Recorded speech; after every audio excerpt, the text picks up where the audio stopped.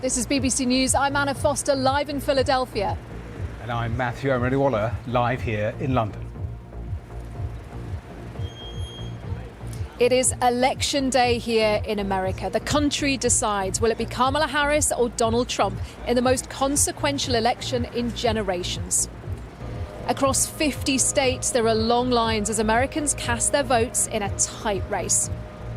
We've got a team of reporters across the United States to bring you every twist and turn. We'll be live with Democrats and Republicans on the programme. We'll hear from voters, we'll analyse the final polling and the final messages from the two candidates. We'll also explain how the US Electoral College system works and when we might get the result.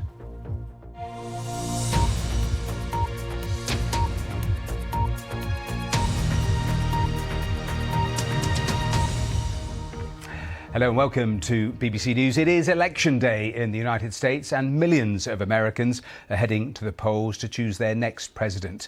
In one of the tightest races for the White House in decades, Kamala Harris and Donald Trump campaigned right up until the last minute, trying to win over undecided voters, though tens of millions of early ballots have already been cast. Let me show you the polling stations in Las Vegas. Polling stations have opened in many states, and Donald Trump himself is expected to cast his ballot within the next 60 minutes.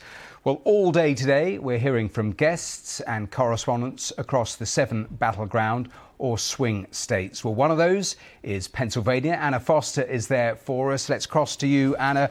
Campaigning is done, Anna. Now it is all about simply one thing, and that is getting out the vote. That is right, Matthew. It really is. And you can see if the candidates wanted engagement, well, they've got it here in Philadelphia. I've been out since before the polls opened this morning, since it was dark this morning. And the polling stations that I've been to have had lines that have been consistently long all day. People waiting here, waiting patiently to cast their votes. And in this state, it really matters. You were talking there about the swing states, and this one, Pennsylvania, is really the jewel in the swing state crown, because this is the one that has the largest number of electoral college votes up for grabs, 19 of them. It is enormously difficult to win the White House without winning Pennsylvania, and that is why we've seen so much time, so much effort put into this state by both candidates and by both campaigns repeatedly over weeks and months. They come back here, they come to the big cities like Philadelphia, they go to the smallest rural towns and counties as well. They do everything they can to try and take those 19 votes in a state like this one, which votes both ways. Last time round, they chose Joe Biden. The time before that, in 2016, they chose Donald Trump. And all of the polls are within margin of error so far, but they all say that it is an incredibly tight race just here. And yesterday, again, we saw both candidates out for their final rallies. And our correspondent, Tom Bateman, was watching.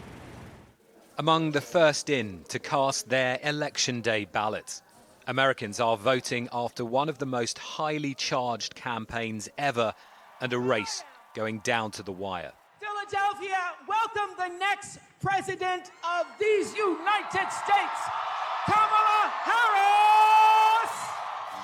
The Democrats finished their campaign last night with a star-studded rally in Philadelphia, where Kamala Harris took to the stage and an adoring crowd of supporters watched her final pitch for the White House. I am looking to make progress, and I pledge to listen.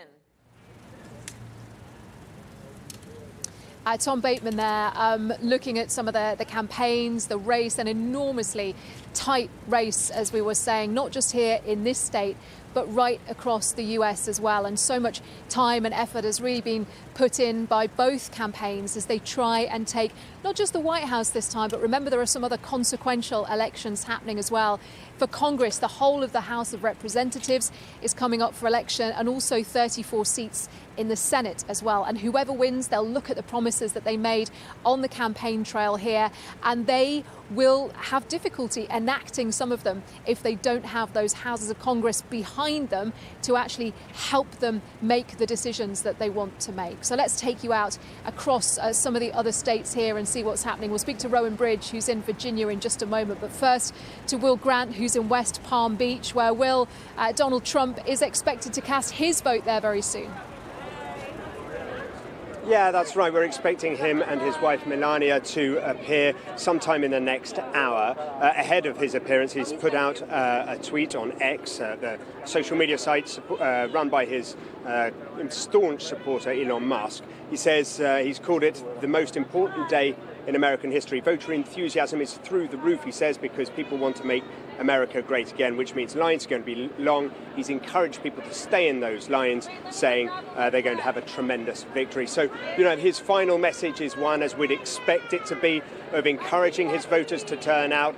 We're expecting him to address the media after he casts his own ballot, and I think he'll repeat that message in person, because, as you said, this is the final hours, really, where the last bit of messaging after a long and very grueling campaign for both candidates, we shouldn't lose sight of that, is really the one of saying, look, now we need you to put your money where your mouth is. Now you need to turn out and tick that box for their favoured candidate.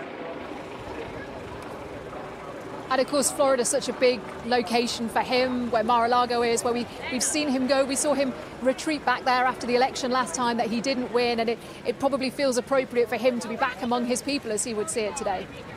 It was like 2 minutes long. Yeah, I just saw a truck come past with the words, this is Trump County, Florida is Trump County. And I think there's a real sense that it is now. If we'd spoken about this any time since the turn of the century, we'd be talking about a swing state, sort of a place that voted for both George W. Bush and Barack Obama. Not anymore. Since the emergence of Donald Trump onto the political scene, this has become staunchly pro-Trump. It's very, very likely that the Cuban-American population, the Venezuelan-American population, who are concerned about the left-leaning policies of Kamala Harris, are going to hand him those 30 electoral college votes. So it is an important state in that regard, but it is essentially his heartland now, I think. And Will, we're sort of moving slightly into the realms of prediction here, but over the next few days, obviously both sides are going to be watching these results very closely as they start to come through. And it is the Trump campaign who have already started, as some people see it, rolling the pitch for potential challenges, potentially raising issues with the vote. How do we expect the next few days to pan out for him? I think both sides have been preparing the ground for the idea that this isn't going to be decided just tonight, that this will rumble on for potentially days and even weeks. We see that Steve Bannon has been setting up his war room that he did in DC 4 years ago. So we'll have to see exactly what's said. There's been noises out of the Trump campaign that said they will recognise when they're at 270 electoral college votes and not before. But of course, the indicators by which they consider they've reached that point are up for debate. So look, this is going to be an extremely tight night. Everybody will be watching very, very closely. Donald Trump has a watch-along party at a convention centre in West Palm Beach where security, as you can imagine, is very, very tight. And those who will be turning up to that will be watching and hoping that they will be watching a very, very clear margin of victory. But I think nationally this is going to be close either way. Well, Grant, thank you in Florida. Let's take you straight to Virginia as well. Rowan Bridge is there. Rowan, the people that you've been speaking to this morning, many of them have voted in advance. But, for those who are getting out and casting their ballots today, what is their mood like? Yeah, you're right. I mean, we're in Alexandria, which is the northern suburbs of Virginia, just over the Potomac River from Washington. And this is a wealthy area and quite a heavily Democratic area. But Virginia overall is in some ways a microcosm of America. So the cities and towns and the northern rich suburbs of Virginia will vote Democratic, but travel out of here an hour or so and you're into rural areas, and that is Trump country. And in fact, Virginia itself has voted for the winning candidate in the presidency every year since 2000, bar one. Though the changing demographics mean that this has become reliably Democratic over the last few years, and so we would expect Kamala Harris to win here. In terms of what matters to voters, I mean, I think it's the same as what you've seen across the country. The economy, I think, is the number one issue for most voters. Inflation has certainly hit people, and that is something that has been pushed by both parties in terms of who has the solution that will work for you. And I think we'll see at the end of today, which candidate voters have chosen. Do they believe that Donald Trump and his message of tariffs is what they want to hear, or Kamala Harris and her message of tackling price gouging and helping with housing costs, have voters decided that will win them over on the economic issues.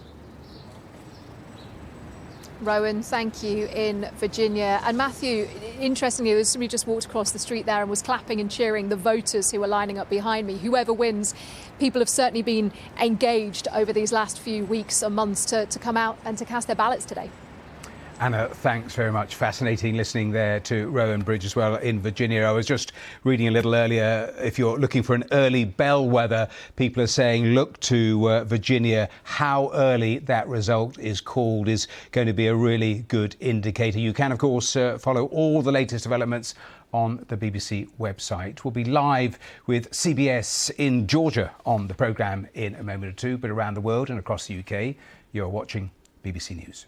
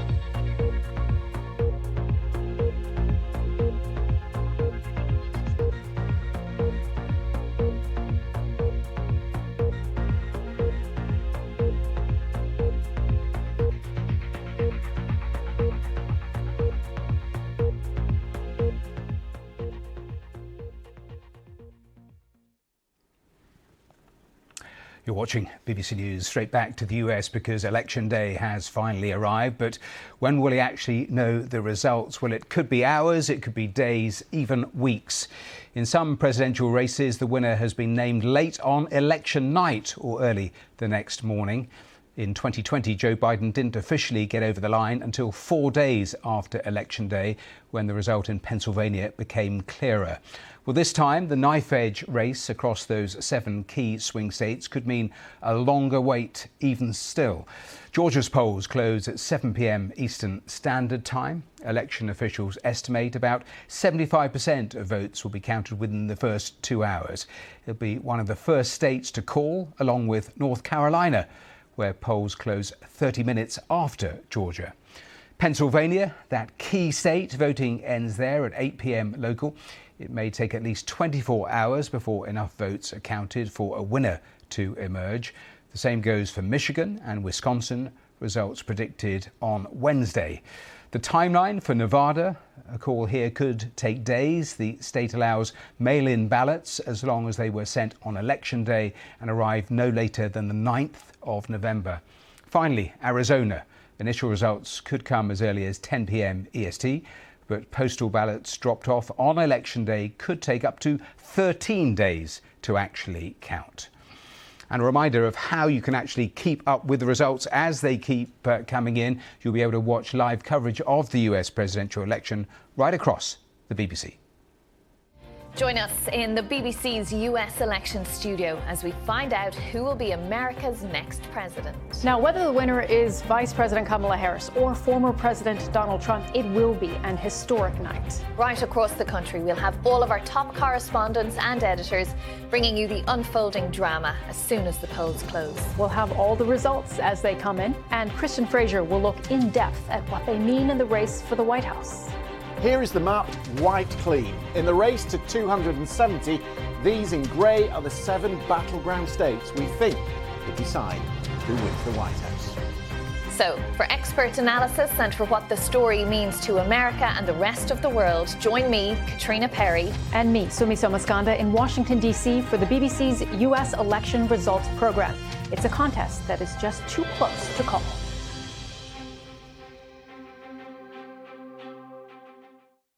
Well, all of that is in the hours ahead. Let's speak live now on the programme to CBS News correspondent Nicole Killian, who's in Marietta in Georgia. Nicole, welcome here to the programme. Just set the scene for us where you are, the sort of conversations you've been having.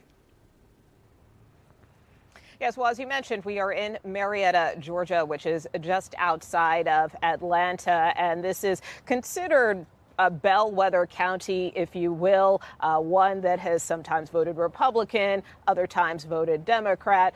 In more recent cycles, it has leaned more Democratic. But that being said, we're just outside of a polling location. Earlier this morning, there was a bit of a line, but things seem to be moving at a pretty swift clip here for voters. And it's worth noting that here in Georgia, more than 4 million people have already voted in early voting. So today, the Secretary of State projects that we could see more than 1 million additional voters who turn out today. So for that reason, that can also explain why there aren't necessarily these long lines, because so many people have already cast their ballots. And that is something that we have seen time and again here in Georgia with that record turnout. This is a very critical state. It's got 16 electoral votes, and it is essential for the strategies of both Vice President Kamala Harris and former President Donald Trump. You may remember back in 2020, the former president lost this state to Joe Biden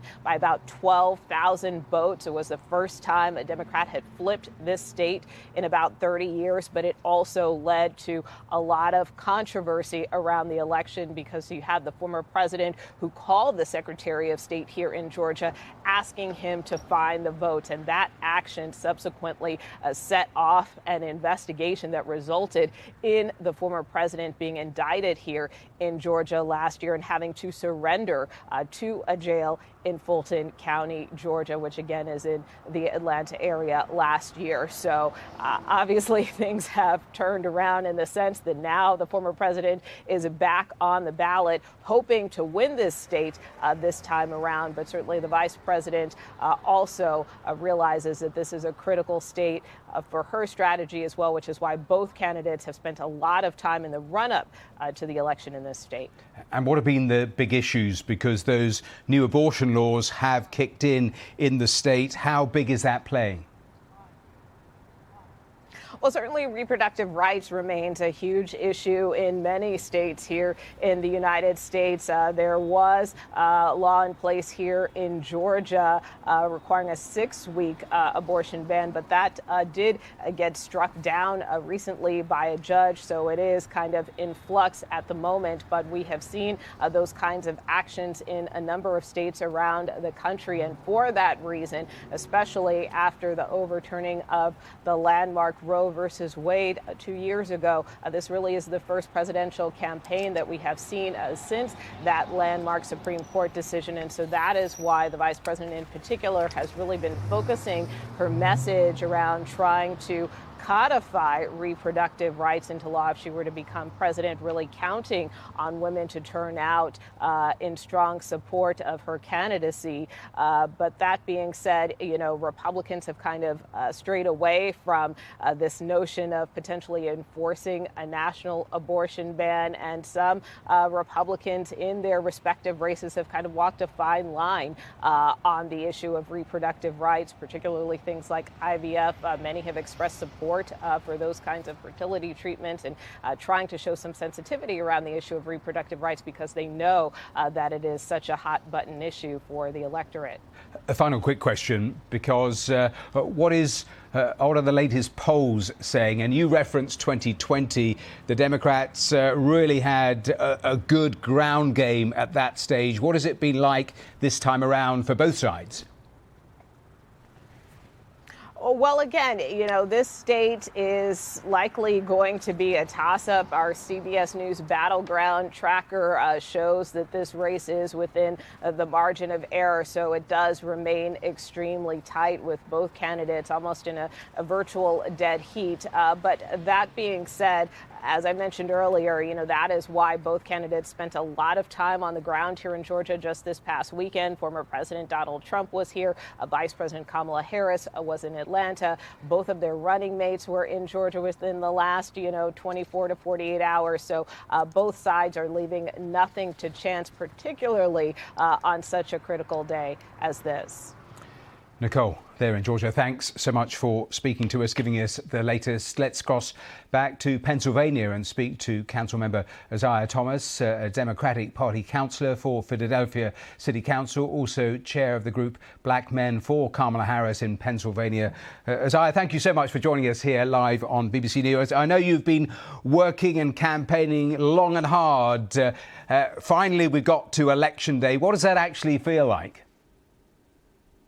Well, first of all, thank you for having me. And honestly, it's a relief for me and for a lot of people, not just those of us who are politicals that are strategists that are really working in campaigning, but just for the average everyday constituent. When you are in one of the battleground states, you are being bombarded with text messages, with commercials, with a lot of information encouraging you to come out to vote. And clearly, Philadelphia is no different. So I am definitely relieved that it's Election Day. I love the energy that I see and feel across the city of Philadelphia. And yeah, we worked hard and it's finally here. I was just talking to our CBS correspondent there in Georgia about the ground game, because all the evidence points to a really effective ground game there in Pennsylvania with, I think it was 800,000 door knocks on Saturday, volunteers not having enough shift who've come from out of states. Is that what you're seeing as well on the ground? Yeah, the ground game here in the city of Philadelphia and really all across the Commonwealth of Pennsylvania has been extremely effective.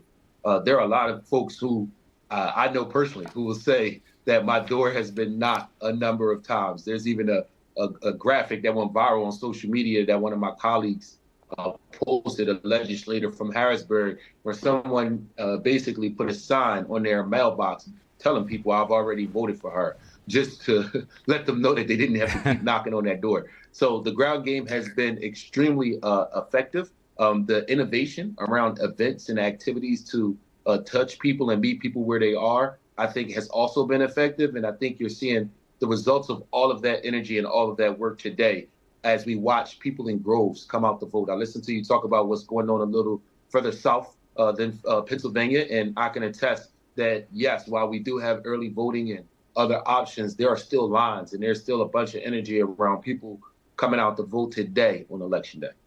Now, at times in this election, we've seen some pretty clumsy reporting around black males voting, as if it's some sort of homogenous block. Just tell me a little more about your experiences, your conversations you've been having. So I want to be clear and first provide my bias. Clearly, I'm wearing a Harris shirt. The majority of my effort has been focused on the city of Philadelphia while coordinating across the Commonwealth of Pennsylvania. So for me, as I've canvassed, as I've phone banked, as I've interacted with constituents all across the city, number one, black men are coming out to vote. That is a real thing. We're coming out to vote in groves, and I've already been at a polling place, 2 polling places already this morning, and it was an honor to watch black men come into the polling place with their sons, with their daughters, casting their votes. I remember being a child growing up, going into the polling place with my mother, my father, and I took my son to go vote with me this morning. So for us in the city of Philadelphia, not only do we see a lot of energy around all demographics coming out to vote, but black men are coming out strong. And by the time the day ends, we will be the second highest voting demographic for Vice President Kamala Harris. And hopefully that will be enough, along with other coordinated efforts, to get her across the finish line so we can make history today. When you go to, say, the northeast of Philadelphia, Trump country, when you talk to voters there, what are they saying to you? So the irony is, as I actually started my day in the northeast section of the city of Philadelphia, not because of the top of the ticket, but because we have some important races down ticket. A good friend of mine, Senator Jimmy Dillon, is a Democrat that's running for re-election up there. And so in order to support him and the entire ticket, I started my day up there. And I'll be honest with you, we have a strong Democratic presence in the Northeast. We've been really pushing and campaigning in that area. And for me, it was a great time at the polling place. I've seen a few Trump voters sprinkled in. They had their Trump paraphernalia on, so you can clearly identify them. But based on the time that I spent on the polls this morning, which is that before work crowd that I tried to touch, we've seen about 3 times more Harris voters than Trump voters at the polling place that I was at in the lower Northeast today. Isaiah Thomas, we have to leave it there. Thanks so much for joining us live here on the programme. Thank you for having me. I want to show you some live pictures because right across those 50 states, the voting has started. 240 million Americans eligible to vote. Let me show you the live pictures from Wisconsin.